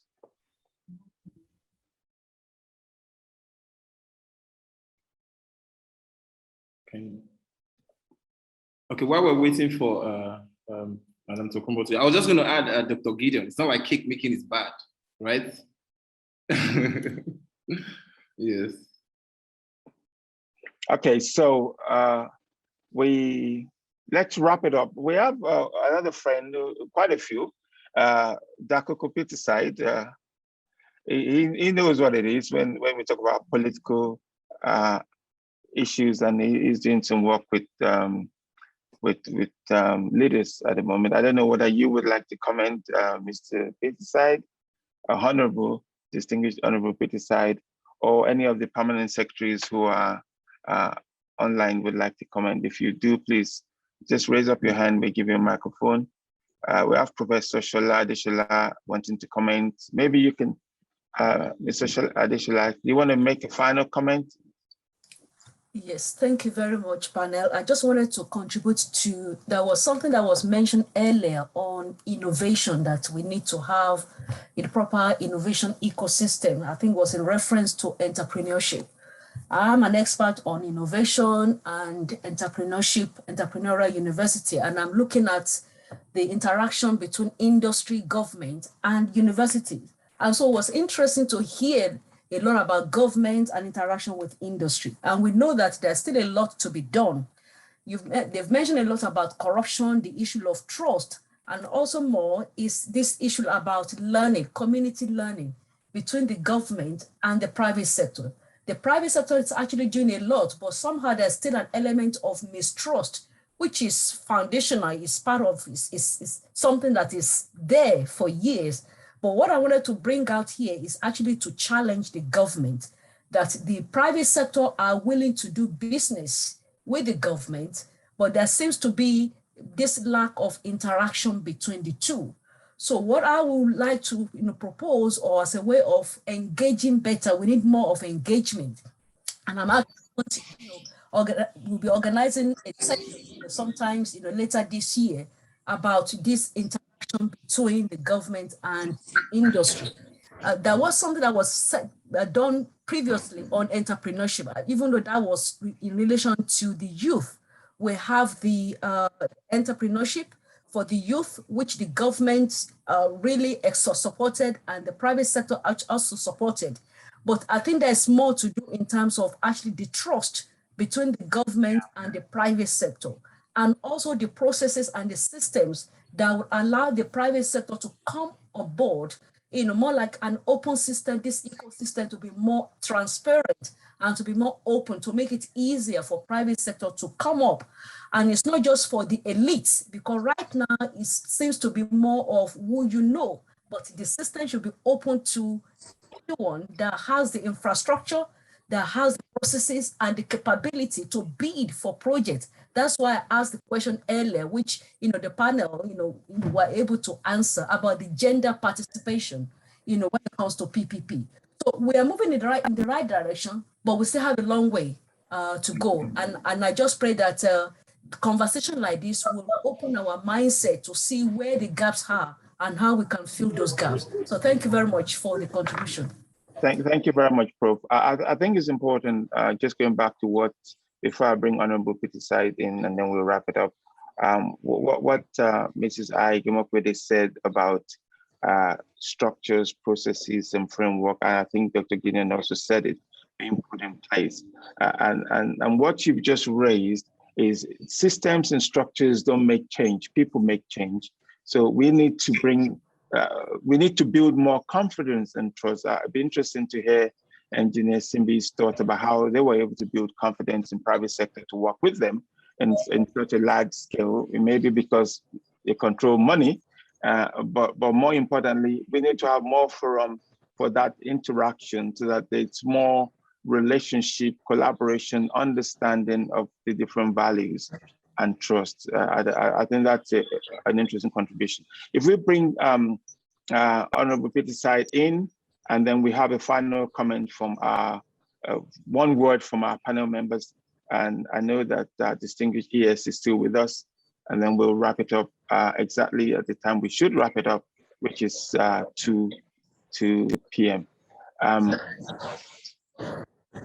Honorable Peter Side, you have the floor for 30 seconds. All right, thank you very much. I don't know if I'm clear. I'm at the airport, so I guess I will not be very clear. Hello? Go ahead, sir, you're clear. Yeah, but I'll try and make my comments. Let me start by commending the panelists for a very thorough job. And to say that there are two things that we must address. One is culture. The moderator aptly captured it by saying systems, processes, and procedures don't make change in a system, in a public sector system. One stubborn issue, consistently stubborn, is that we need to deal with the issue of culture. That's one. The second one is the fact of what are the drivers of motivation in the public sector. The drivers of motivation in the public sector is the private sector. Until we address the issue of drivers of motivation, we will not get to the root of the matter. There will be no change in the public sector. Year in, year out, the narratives will remain the same. There are two issues that must be addressed. The issue of culture. The second one is the drivers of motivation. Thank you very much. Thank you, sir. That is very helpful. I can see a nudge from Dr. Gideon. So maybe we have the final comment from Dr. Gideon and the final comment from Mrs. Heidi Modoki on this and on any other comments that people have made, and Engineer Simbi, and then I'll say thank you because we really want to keep the time. Dr. Gideon, please. All right, thank you. Thank you, Dr. Peter Side. I'll build on that to say that it's really very important that we look at culture, and in the strategy going forward of the Office of Head of Service for the Public Service, there are strong pillars that have been built to help this interaction and help the civil service, the public service, to be able to work more with the private sector, deliver the right services to the citizens. And the pillars are largely capability building and talents, issues of performance management. We're looking at automating HR, innovation, and digitalization, like Mrs. Ike mentioned, the support that has been given to head of service, and the staff welfare issues, the motivations within the service. What are those things that motivate people to work? And one strong enabler that, like Dr. Peterson rightly said, the number one enabler this time around is culture. And its culture is the number one enabler that we're looking at, and change management issue. So there are a whole lot of the digitization, digital skills, and inclusive engagement, and making sure that there's political buy-in. So this is the direction going forward. And I think with the support of the private sector, things can work. Partnership can be done in this. For every process you improve in the civil service, and that's what I want the private sector to know, in the public and the civil service, it will help you to be able to, it will help your bottom line as a private sector person. That is the truth. If we improve the civil service, it's the private sector that will benefit, even as the citizens benefit. So thank you for the opportunity to make these contributions, and thank you for that. Let me not take too much time. Thank you, man. Thank you, Doctor. You have the floor, man. Yes, so yes, Dr. Peter Side and Dr. Gideon were very right. There's a famous quote that says, culture eats strategy for breakfast. So it doesn't matter what strategies you put in place, what policies, culture has the ability to undermine everything. So just to give you an example of what we are doing, as Dr. Gideon said, we are facilitating the digitalization of the Office of the Head of the Civil Service, but we're not just funding the equipment, you know, we're also accompanying it with capacity building and change management, cultural change. Because it's all well and good to say, oh, everybody is now going to use a computer, all your work is now going to be digitalized. It's the people who are going to be doing the work who have to be convinced that it is to their benefit. So, you know, drivers of motivation are key. What is their incentive to actually imbibe the change? What sort of behavioral things can you put in place that will change their behavior, that will encourage them to take on board some of these changes? So culture is very, very important. It's important. It's critical that the private sector that has an understanding of this brings it to bear when they're collaborating with the public sector. So in our work, we have emphasized the importance of culture and change management. And we believe strongly that this will lead to success at the end of the day. So not just providing the technical equipment, but also building capacity in the people so that they accept these changes. Thank you. Thank you so much, Ma. We, of course, Dr. Pettyside and I are working around how we begin to support leaders in embedding the right culture within the sector, including how we learn from the private sector. So there are quite a few programs on that we're doing. So thank you so much, my brother, Honorable Dr. Pettyside. Just before I ask Nyasimi for a final comment, the Accountant General is still sending the text that is trying to, but we will have to close the floor, the program, if we're not able to get him. And our thoughts and appreciation still goes to His Excellency for wanting to come on despite being in transit, and for the head of service. It's great that we've got people who are working with the Office of the Head of Service, as indeed we are, to share thoughts around that. What I noticed, though, is we didn't have any comments or as many contributions from some of the chief executives and chairmen of private sector organizations, because to reflect on their perspectives around this. But that's fine. If anyone wants to send final comments, we'll build upon this when we have the next event.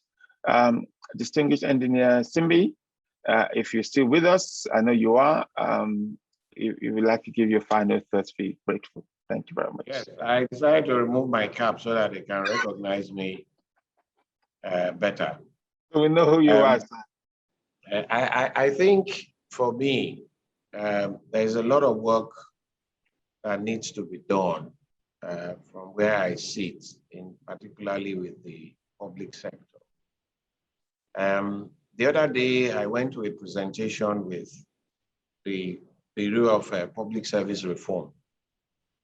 And I was given a book of some of the reforms that they had suggested to be implemented in the public service. And I discovered that the public service have not even scratched the surface in wanting to implement those reforms that will make them an efficient and effective organization. Why I'm saying this is because some of the works that we are discussing are already being done from the days of, I've forgotten, the DG of Public Service Reform up until the current gentleman who is doing a fantastic job. A lot has been done, but it is the willpower to implement those things. Most of what Dr. Gideon mentioned, I read it in that book, on what they needed to do, capacity building, competence development, giving. As a matter of fact, when I came to my organization, I discovered that people didn't have job descriptions as basic as job description. Nobody had. I'm not exaggerating. Nobody. I asked for a job description, which was a forte in my days when I was in the public service. Every year, by January, You must have a job description signed off by your manager up to your director. None. I then started from there to get everybody, because they didn't have job descriptions, everybody was doing everybody's job. And whoever the executive secretary then favored, he would call to do somebody else's job. And there was no direction. And some people were left in the organization without doing anything. There was even word in the streets that they don't do any work. They just come and they get paid at the end of the month. So I started by asking everybody to write their job description. That was the first step. And I mandated everybody to write job description. Then we brought it together and we saw the overlap.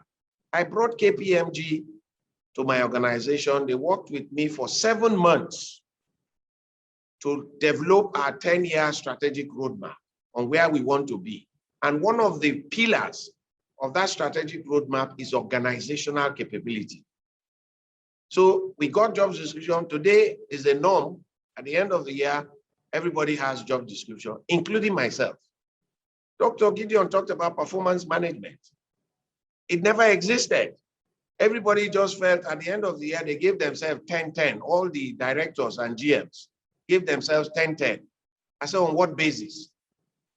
Today, at the end of the year, I send my performance to the minister who is my boss to also rate me the same way I rate my staff.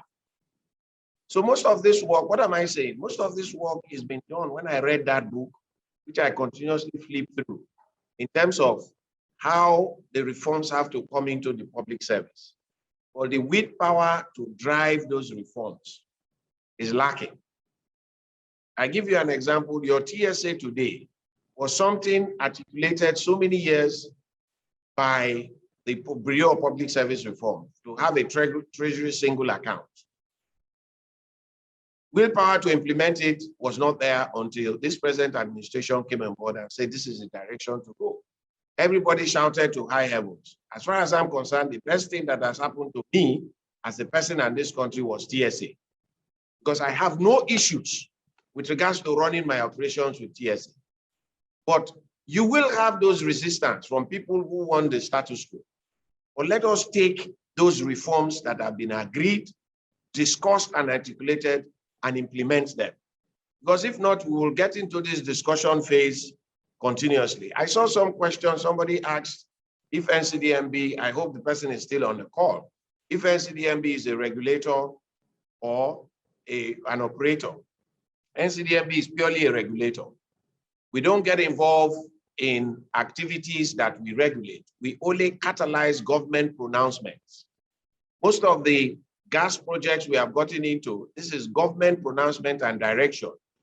We have funds, how do we catalyze them? Most of the modular refineries, discussions have been going on for years, nothing was being done. We said, let's catalyze them and let's make them happen. Because the law setting up NCDMB, maybe to that person who asked the question, go and read it, gives NCDMB the power to build capacity as well as manage its funds. Manage its funds for the betterment of the organization. So that law is there. So we don't get involved in competing businesses because we are regulators, but we get involved in catalyzing government pronouncement and government policies as it were.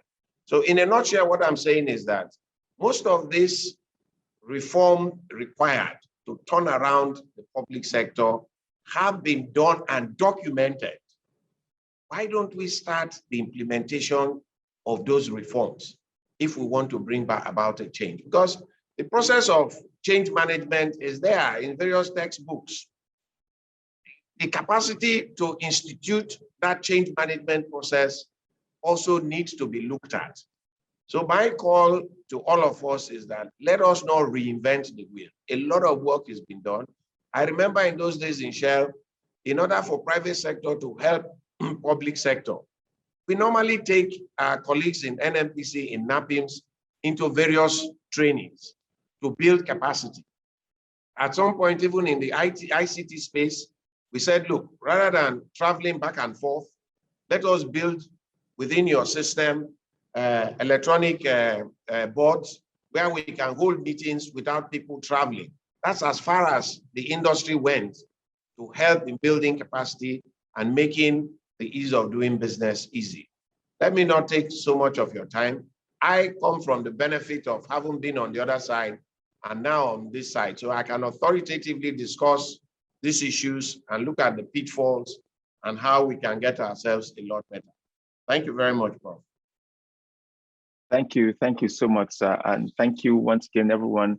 I'm so sorry that we will have to end without having the input from Alhaji Idris, the Accountant General. And indeed, I've just checked the head of service to Airborne, but we've had so many thoughts that reflected that. It's fascinating that we've had so much and so many questions. It could go on, and some people are suggesting having a follow-up session. Quite a few people have joined from different parts of the world, actually. Just let the panelists know. I'm sure panelists can see the attendees. I know participants joining from Dubai, some from US, and quite a few from different parts of UK, and then the bulk from different parts of Nigeria. I want to say thank you so much, distinguished engineer Simbi Wabote, the ES of the Nigerian Content Development Monitoring Board, helping to build this capacity we've talked about and to practice mainstreaming some of the discussions we've had despite the challenges. A great thank you to you, Ma, Ms. Ami Imekwede, and you've been working to help the system improve its readiness for change, and that's been working over time. And we know that with the vision of yourself and Mr. Imekwede as well, and the foundation supporting the system, some of these things will become a thing of the past. We're not reinventing, we're following the pathways that's been set. Thank you, Dr. Gideon Adogo, for taking time, even a short notice, to share your thoughts and the work you've been doing. And those who have made contributions, I want to say a great thank you to you. I know that many of you couldn't make contributions because of time, but you've given a good 2 hours of your time to be part of this. Please do send us a comment. We will run another one of these sessions, maybe building on what we've done today, and open it up more and more to more people to have their thoughts and begin to make a difference. Not just talk about it, but in a different perspective and different way that we work, we begin to push the momentum forward. So thank you very much once again. Okwemi, my senior programs manager, who's put this together, well done. Joining us in Lagos, and those of my team in Lagos and in Abuja and in UK, say great well done to you all, and have a fantastic afternoon. God bless us all.